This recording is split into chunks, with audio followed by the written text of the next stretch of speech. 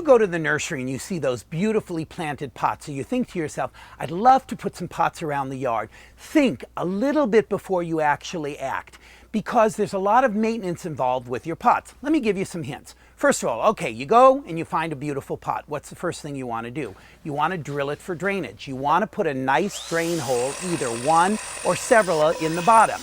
Because when you water it, you want to make sure that the water just doesn't sit in the pot, it actually drains out. The same thing is that once you get the drain hole in there, then you want to fill it with some sort of gravel or broken pottery. So again, you have a nice draining medium. Then you put in your topsoil. Well, you plant your plant and you set your pot out there, but now it's all about watering. What do I recommend? I recommend whenever possible to use drip irrigation. At the same time you're drilling the hole in the bottom, make it a little bit bigger. And that way you can run a drip tube up through the bottom, and then you can do a big circle around the perimeter of the inside of the pot. And you can either use a drip system that has little teeny holes that send the water around the root zone, or several emitters. This way you uniformly water the pot. Or you can always use a hose. The problem with that is you've got to remember, in 105-degree temperature, you're thinking, oh, I just have to water it every morning. But there's no residual moisture in a pot. Whatever the plant draws out of the soil of the pot is whatever it has. So in the middle of 105-degree temperature, that plant is going to dry out. So you may have to water twice, maybe even 3 times a day. So there's a lot of maintenance.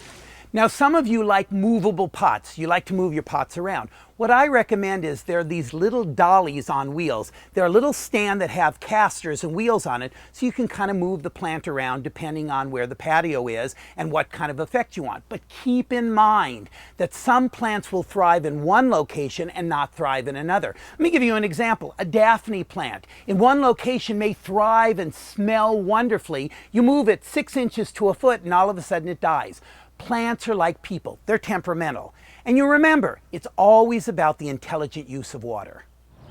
Water conservation and money-saving tips from Michael Glassman are brought to you by the American Public Gardens Association and Rainbird.